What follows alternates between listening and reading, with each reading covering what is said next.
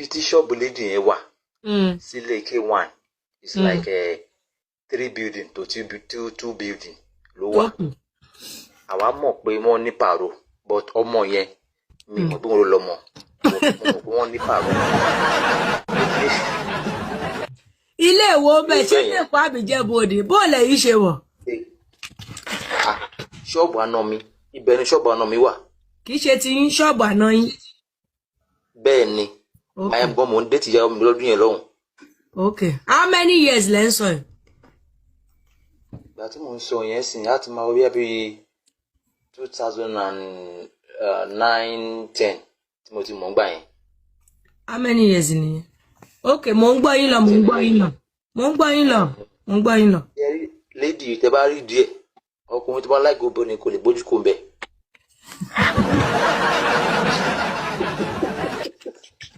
Kẹ bá lè mọ̀ pé tí mo wọ̀ ni. Báyìí fọ́lé. Mo gbọ́ yín lọ. Tẹ bá rí díẹ̀, ó fẹ́ bí olórí burúkú. Ẹ̀yin èèyàn, ṣe rí pé àwọn witness tá à ń sọ ni. Mọ ṣó ṣe, àfi kẹ́ ẹ máa ṣe pé. Nígbà tí mo fùrù fọná, ṣáwọn èèyàn ògòkè wá, ṣé wọn ògòkè wá? Àfi kẹ́ ẹ máa ṣe pé kẹ́ra jẹ́jẹ́jẹ́jẹ́, mọ ṣó ṣe.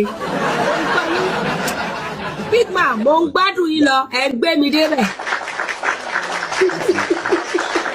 Yóò gbà ọ̀rọ̀ tán sọ iná ọ̀hún tí ní proof gidi jàre. But at least ọmọlá at least à ń gbọ́ nǹkan kan. Ọ̀dọ̀ woman yẹn láti wá prove but etí ilé ọba ńlé etí ilé ọba lóko ṣó ti yé yín ọmọlá. Yá mo ń gbọ́ yín lọ big man. Kẹ́rí mistake tó ti ṣe ni pé nígbà tó sọ fún ẹ pé àwọn ò nídìí ọmọ kí ló tún lọ ṣẹ́wọ̀n ìkókò ń bẹ̀ but ó fẹ́ mímú pẹ̀lú star ni ìgbà yẹn tó máa kẹ́sọ̀ sọ́rùn á ṣe gbogbo ẹ̀ á máa rè ní kiri àdúgbò àti mọ̀ pé ó wà láyé ló náà fún lady nígbà yẹn all of a sudden and then ọmọ yẹn ẹ mọ̀ wọ́n ní ọ̀n tí wọ́n bá sùn tí lọ́mọ máa ń jọ ọmọ yẹn nígbà tí wọ́n bí ẹnu ẹ mú bí ọmọ 2 years 3 years tó bá sọ̀rọ̀ báyìí ẹ máa fi pé kí wọn ló sọ̀rọ̀ ni a lè fi yẹn náà sọ pé kí wọn ló lọ́mọ ṣé ẹ̀ gẹ́tì mi a lè fi yẹn sọ pé kí wọn ló lọ́mọ nígbà tí mo sọ yìí o torí mo ti kọ àdúgbò yẹn lẹ́sẹ̀ àti mo bí i 5-6 years mo ti kọ́ ládùúgbò yẹn so nǹkan tí mi lè sọ nípa ọ̀rọ̀ yẹn nìyẹn but èmi mọ̀ pé wọ́n run things wọ́n ní kọ̀kọ̀ papọ̀ at that time but ẹ mọ̀ bí ọlọ́dọ́kọ̀ mi tó bá gbọ́ fún kí wọ́n tọ̀pù ẹ̀ kó lè sọ pé wọ́n ló lọ́mọ a lè sọ yẹn. Okay, so ìgbà yẹn ṣáyì ẹ ti ráwọn méjèèjì pọ̀ rí. Mi ò ráwọn méjèèjì papọ̀ rí o. Báwo lẹ ṣe mọ̀ pé wọ́n ń fẹ́ra wọn? Báwo lẹ yìí ṣe wá mọ̀ pé wọ́n ń fẹ́ra wọn? Ṣé rí pé mo mọ̀ ọkọ tí mo sọ. Kọ́mpáǹdì yẹn ó máa wọ bẹ̀.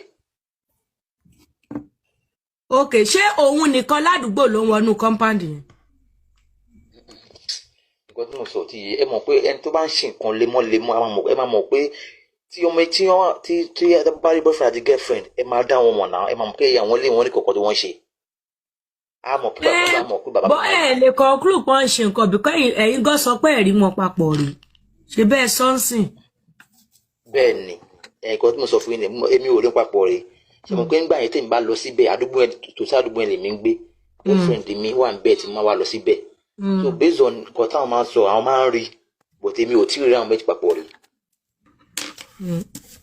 Okay, what if manager K1 on date? It's possible now. Àbí nìkan náà àwọn ọmọ ọbẹ̀ iṣẹ́ wọn tẹ́yìn dẹ́ insinuate pé K1 ni. But tó bá kí manager K1 ló káyé pé manager K1 ló date ni kò ní wá sí sísá pé K1 ló lọ́mọ náà. That is defamation of character now. But K1 ló lórúkọ. K1 ló lórúkọ nǹkan yẹn ni ò yẹ́yìn. Ṣé mo lè dá máa ẹ lóhùn nǹkan tó sọ? Ẹ dáhùn. Ẹ rí obìnrin kò sí tó bá ń fẹ́ star wọ́n fẹ́ kó mọ̀ pé yes mo fẹ́ star ṣáà ni. Ibi tẹ́ mọ́rọ̀ lọ pé K1 ń wọ bẹ̀ yẹn kò sọ̀rọ̀ gbogbo bẹ̀ yẹn. Àṣà ìbá ya fọ́tò lọ́jọ́ kan pé àìrọ̀ ẹni yìí dẹ́kun tẹ̀ bá ya fọ́tò.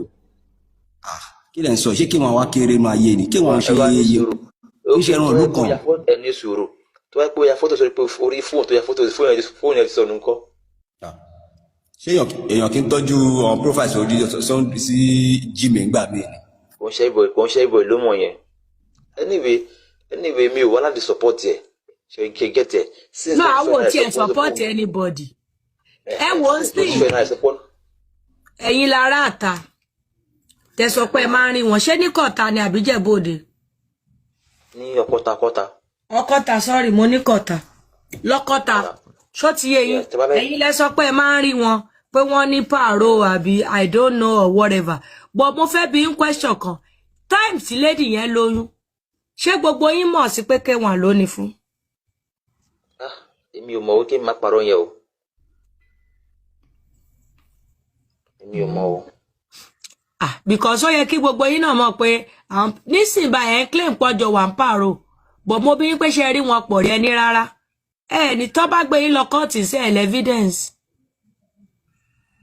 ṣe rí ìyá ọgbà ìgbà tó tẹ̀ sọ tí K1 ti kó lọ́kọ́ta sí ṣé kò ti ju 7 years gan lọ ni. ìgbà wo làlájì kó lọ́kọ́ta ẹ̀ náà. kí lẹ̀ ń sọ yìí. a ti máa súnmọ́ bẹ́ẹ̀ o a ti máa súnmọ́ bẹ́ẹ̀. 17 years náà ń sọ wọn sọ̀rọ̀ 7 years o. 17. ọmọ yẹn ti wà 12 years now. ọmọ yẹn ti wà 12 years now. ìgbà wo làlájì kó lọ́kọ́ta lọ. at least a ti máa wà bí abẹ́ 7 or 5 years. kí lorúkọ lẹ́dí ẹ̀ gangan kí lorúkọ ẹ̀. kí ni orúkọ ṣé Àmínú àbí kí ni kan Muslim ló ń jẹ tí máa jíyàwó mi sí ìyàwó mi máa ń tó orúkọ ẹ̀. máa jíyàwó mi sí ìyàwó mi máa ń tó orúkọ ẹ̀. because fine o ẹ sọ pé ẹjọ rí wọn pọ̀ ó máa ń wọ compound and tàbá tún fẹ́ rò náà ládùúgbò Ọ̀kọ̀tà yẹn ṣé lady yẹn nìkan ló máa ń wọ compound ẹ wà sincere ṣé òun nìkan ló máa ń wọ compound. kò ń ṣe òun nìkan ìyá ọgbà gbogbo wa ṣe rí ó possible kọ́ máa jẹ́ wọ́n play ìyẹn possible. but tí mistake tóun ti ṣe ni pé wọ́n ti sọ fún ẹ pé lọ ṣẹ́ oyún yìí kí wàá ní wàhálà ẹ̀. ibi tẹ́mi ti blame ẹ nìyẹn o. èmi ò gbà pé mistake ni mi ò gbà pé woman yẹn ṣe mistake tó foyún lẹ̀ o. Alhaji left Ọ̀kọ̀tà 40 years ago. Kọ́tà yìí ṣe sọ pé ẹgbà kó foyún lẹ̀ kí ó tẹ̀ sọ bẹ́ẹ̀. Ọkùnrin tó báyàn sùn tí ò lo kọ́ńdọ̀mù náà kọ́ ẹ bá fẹ́ kéèyàn lóyún kó wá lọ ṣẹ́yún fún yín. ẹ bá lè ṣe bẹ́ẹ̀ yẹn ọkùnrin tó kọ́ fẹ́ kéèyàn lóyún fún ẹ ògbókó sí ò lo kọ́ńdọ̀mù. mo ṣe rí ìdí tó ṣe yọ̀bọ̀n sí bàbá ọkọ mi. ó bẹ́ẹ̀ kàn yọ̀bọ̀n sí mi. Ọkùnrin tí ò bá fẹ́ kẹ́nìbọ̀dì lóyún fóun ẹjọ́ torí Ọlọ́run kó lo kọ́ńdọ̀mù kẹ́nìbọ̀dì bá wà máa sọ ẹkún egbére lórí TikTok. ẹ dúró obìnrin tí ò bá fẹ́ lóyún ẹ̀sìn náà. ó ní olóògùn mo support méjèèjì. ó tiẹ̀ lè máa lóògùn o lè sọ pé kó má bẹ́ẹ̀ sùn without condom. no ó jẹ́ lè bá lè pàdé ẹ̀ mọ́ torí obìnrin tí wọn náà bá fẹ́ kéjú bébì tó fẹ́ bí lọ má nìkan bẹ́ẹ̀ ṣe flesh to flesh. gbogbo wa Cherry you cannot put the blame on one person. It is the responsibility of both sex. It's both genders. Responsibility àwa méjèèjì ni. Ẹ lè máa sọ fún ọkùnrin tí ó bẹ̀ fọ́ bí obìnrin náà lóyún kó má bá sọ̀rọ̀. Obìnrin ńkọ́ tó mọ̀ pé ò tí ready láti tọ́mọ. Kí ló ń jẹ́ kó máa bẹ́ ẹ̀sùn pẹ̀lú raw flesh fún? Ìyá ọgbà mo sọ kinní kan mo sọ class. Ṣé ti ọkùnrin làwa?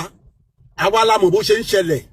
Sọ̀rọ̀ mi yé yín ẹ lọ bèrè lọ́wọ́ gbogbo àwọn èèyàn yín tó ń lọ láti lóyìnbó tó ń lọ Nàìjíríà ẹ mọ̀ bọ́n ṣe lọ ń ṣe ní Nàìjíríà.